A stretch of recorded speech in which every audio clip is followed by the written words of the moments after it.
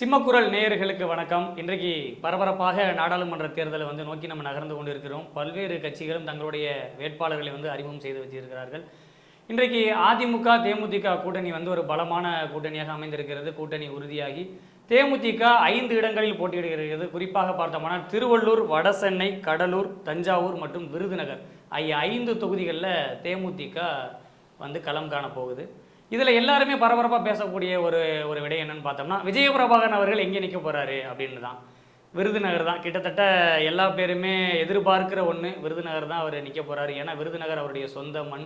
என்னதான் மதுரையிலிருந்து கிளம்பி கேப்டன் அவர்கள் வந்தாலும் பூர்வீகமாக இருக்கக்கூடியது கேப்டனுக்கு விருதுநகர் தான். அவருடைய குடும்ப உறுப்பினர்கள், குடும்பத்தை சேர்ந்த நபர்கள்லாம் விருதுநகரில் தான் இருக்கிறாங்க. அது மட்டும் இல்லை, அவங்களுடைய குலதெய்வமும் வீரம்மா, அதாவது காங்கேய நத்தம் என்கின்ற ஊரில் அவங்களுடைய குலதெய்வமும் அங்கே தான் இருக்குது. ஸோ குலதெய்வம் இருக்கிற பகுதியை நோக்கி தான் முதல் வெற்றியை விஜயபிரபாகரன் நாட்ட போகிறாரு, வெற்றி கொடியை ஊண்ட போகிறாரு அப்படின்ட்டு எல்லாருமே எதிர்பார்க்குற ஒன்று தான்.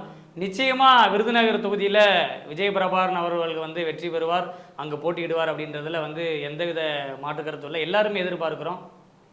இப்போ குறிப்பாக என்னென்ன பண்ணணும்னு பார்த்தீங்கன்னா, விவிவி இந்த வீடியோட முதல்ல நான் சொல்லலான்னு பார்த்தேன். அதாவது தம்ப்ளைனே வைக்கலாம் அப்படின்னு பார்த்தேன். விவிவி வெற்றி விருதுநகர் விஜயபிரபாகரன். விஜயபிரபாகரன் விஜேபி தானே சொல்லுவாங்க. இன்றைக்கி வெற்றி விருதுநகர் விஜயபிரபாகரன். நிச்சயமாக இப்போ அங்கே இருக்கக்கூடிய நாடாளுமன்ற உறுப்பினர் கடந்த முறை பார்த்தோன்னா காங்கிரஸை சேர்ந்தவர் தான். அதாவது அவர் பேர் மாணிக்க தாகூர். அவர் 2 முறை இருந்திருக்கிறாரு. மீண்டும் அவருக்கு தான் அங்கே போட்டியிட போவதாக சொல்கிறாங்க. எப்படி இருந்தாலும் திமுகவுடைய கூட்டணி கட்சியில் இருக்கக்கூடியவருக்கு தான் சீட்டு அங்கே ஒதுக்க போகிறாங்க அப்படின்ற ஒரு முடிவு இருக்குது. இப்போ இங்கே போட்டிகள் மற்ற தொகுதிகள் எப்படி நிலவுதுன்னு பார்க்குறத விட ஒட்டுமொத்த எதிர்பார்ப்பு இன்றைக்கி கேப்டன் அவர்களுடைய மறைவுக்கு பிறகு கேப்டன் அவருடைய மகன் விஜயபிரபாகரன் அவர்கள் இன்றைக்கி முதலாக ஒரு தேர்தலை சந்திக்கிறார். அதுவும் நாடாளுமன்ற தேர்தலை சந்திக்கிறார். அதுவும் அவருடைய சொந்த மண்ணில் விருதுநகரில் சந்திக்கிறார் அப்படின் போது எல்லாருக்குமே ஒரு எதிர்பார்ப்பு. இன்றைக்கி அவரை கடவுளாக போற்றக்கூடிய ஒரு புனிதராக நினைத்து எல்லாரும் வணங்கக்கூடிய ஒரு சூழ்நிலையில் எல்லாரும் அந்த விருதுநகர் தொகுதியும் இல்லை, மற்ற எங்கெங்கே இருக்கக்கூடிய எல்லாருடைய எதிர்பார்ப்புமே பார்த்திங்கன்னா அந்த தம்பி எப்படியாவது ஜெயிச்சிடணும். எல்லாரும் சொல்கிறாங்க, எப்படியாவது அவரை அரசியலை கொண்டு வந்துடுங்க, எப்படியாவது அவரை ஏதாவது அரசியலை கொண்டு வந்து ஒரு உயரத்துக்கு ஏற்றி விட்டுருங்க. எப்படி அங்கே வர்றவங்களுடைய புலம்பல்கள்லாம் அதாக தான் இருக்குது. அதுக்கு ஏற்றாப்புலேயே இன்றைக்கி நாடாளுமன்ற தேர்தலும் வருது. இன்றைக்கி விருதுநகரில் நிற்க போகிறாரு, இன்றைக்கி அவர் களம் காண போகிறாரு அப்படின்னோடனே எல்லாருமே அடுத்த கட்டமாக எல்லோரும் யோசிப்பாங்க. எல்லாம் இன்றைக்கி 5 இடம் கேட்டாங்கப்பா, அவங்க ராஜ்யசபா கேட்டாங்க, பல்வேறு விமர்சனங்கள்லாம் வச்சாங்க இல்லையா. குறிப்பாக விருதுநகரில் இருக்கக்கூடிய அந்த இளைஞர்களுக்கு நான் சொல்லிக்கொள்வது ஒன்று தான்.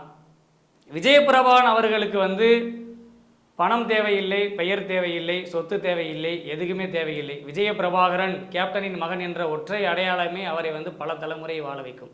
சரிங்களா?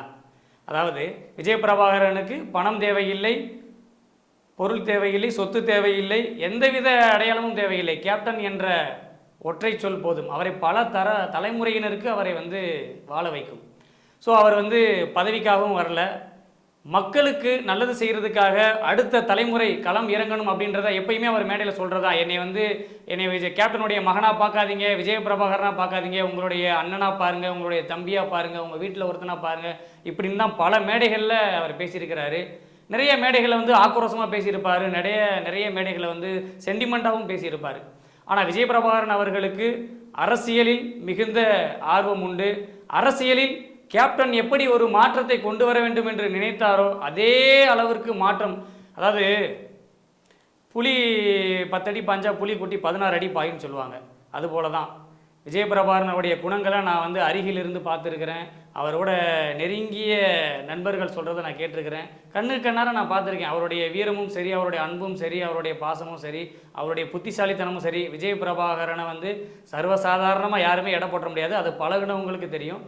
அரசியல் விமர்சகர்கள் வேணால் நம்ம இன்றைக்கி பேசலாம், அவங்களுக்கு அரசியல் தெரியாது, அவங்க இப்போ தான் அரசியல் புதுசாக வராங்க அப்படின்னு.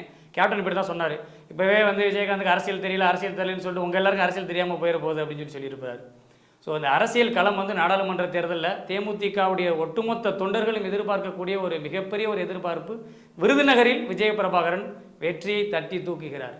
அதாவது பெரும்பான்மையான வாக்கு வித்தியாசத்தில் அவர் வெற்றி பெறுவார் அப்படின்றதான் இன்றைக்கி தொண்டர்கள் இன்றைக்கி நம்மக்கிட்ட பேசுகிற ஒவ்வொருத்தரும் சொல்லிக்கிட்டு இருக்கிறாங்க.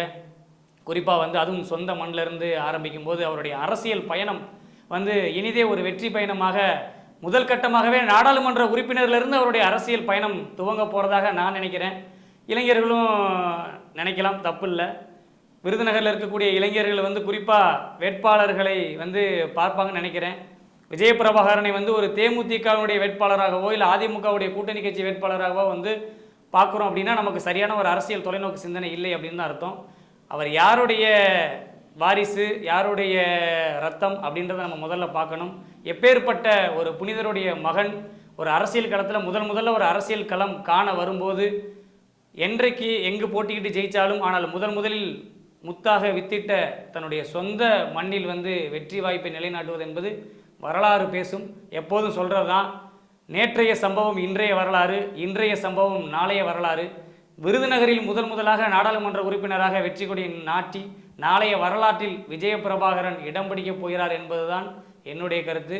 பொறுத்திருந்து நாம் தேர்தல் களத்தை பார்ப்போம்.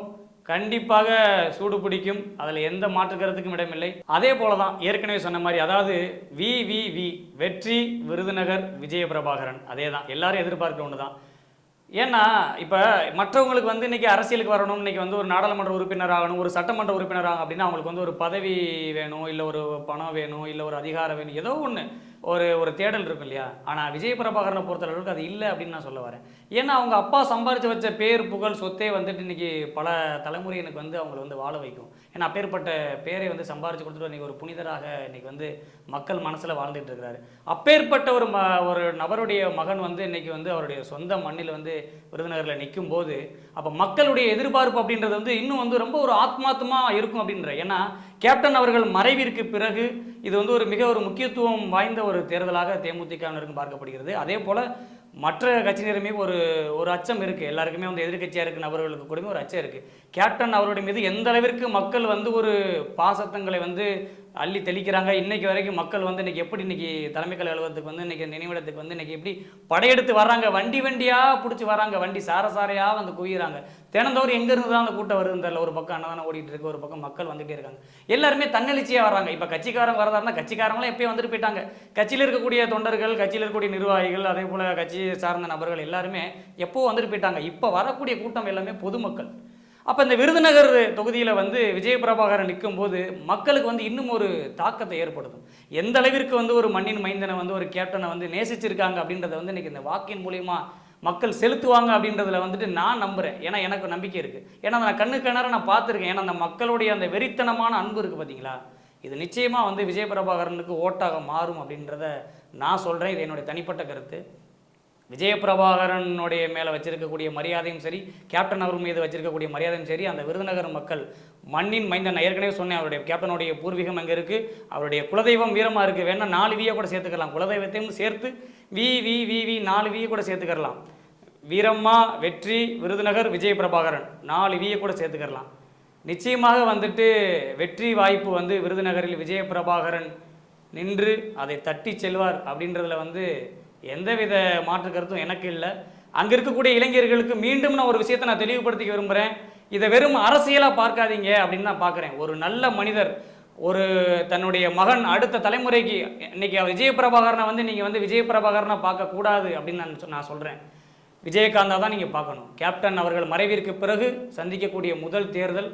இன்றைக்கி நீங்கள் எல்லாம் அவர் மேலே எவ்வளவோ அன்புகளை வச்சுருக்கிறீங்க, கண்மூடித்தனமாக இருக்கிறீங்க அப்படின்னா, அவருடைய மகன் இருக்கிறார் அப்படின்னா எந்தவித எதிர்பார்ப்பும் இல்லாமல் இந்த மக்களுக்காக உழைக்க வந்த ஒரு மாபெரும் மனிதனுடைய மகன் ஒரு அரசியல் களம் காண வரார் அப்படின்னா எங்கெங்கே இருந்து இருக்கக்கூடிய மக்கள் கூட எங்களுக்குலாம் அங்கே ஓட்டு இருந்தால் நாங்கள் ஓட்டு போட்டுருவோம், பெருவாரியான வாக்கு வித்தியாசத்தில் நாங்கள் ஜெயிக்க வச்சுருவோம் அப்படின்னு இன்றைக்கி சமூக வலைதளங்களில் கருத்துக்களை பதிவிட்டுக்கிட்டு இருக்கிறாங்க. அதை பார்க்கும்போதே வந்து இப்படிப்பட்ட ஒரு நல்ல மனிதரை பற்றி நம்ம பேசுகிறோம், ஒரு நல்ல மனிதருடைய மகனுக்காக நம்ம பேசுகிறோம் அப்படின்னு நினைக்கிறதுல எனக்கும் ரொம்ப பெருமையாக தான் இருக்குது. கண்டிப்பாக விருதுநகர் தொகுதியில் விஜயபிரபாகரன் போட்டியிட்டு பெருவாரியான வாக்கு வித்தியாசத்தில் வெற்றி பெறணும், அங்கே உள்ள இளைஞர்கள் வந்து அதற்கு வந்து ஒரு முனைப்போடு இருக்கணும் அப்படின்றது வந்து எல்லாருடைய எதிர்பார்ப்பும் கூட, என்னுடைய எதிர்பார்ப்பும் கூட. இன்றைக்கி வந்து எல்லாருமே அதை தான் திரும்ப சொல்லிக்கிறோம். பொறுத்திருந்து தேர்தல் காலத்தில் பார்ப்போம். இப்போ தான் தேமுதிகவுடைய அடுத்த கட்ட அரசியல் பயணம் வந்து விஜயபிரபாகரன் பிள்ளையார் சொல்லி போட்டு துவங்க போகிறாரு. இப்போ தான் தெரிய போகுது எப்பேற்பட்ட ஒரு எதிர்பார்ப்பில் வந்து கட்சியினர் விமர்சனங்கள் வச்சாங்க. கேப்டனுக்கும் தேமுதிகவிற்கும் எப்பேற்பட்ட மக்கள் வந்து எத்தனை மக்கள்கள் வந்து இன்னைக்கு சாரசாரியாக வாக்கு செலுத்தி வெற்றி பெற வைக்க போகிறாங்க அப்படின்றத நினச்சி தான் அடுத்த கட்ட அரசியல் களம் இருக்குது, அடுத்த கட்ட அரசியல் பயணமும் இருக்குது.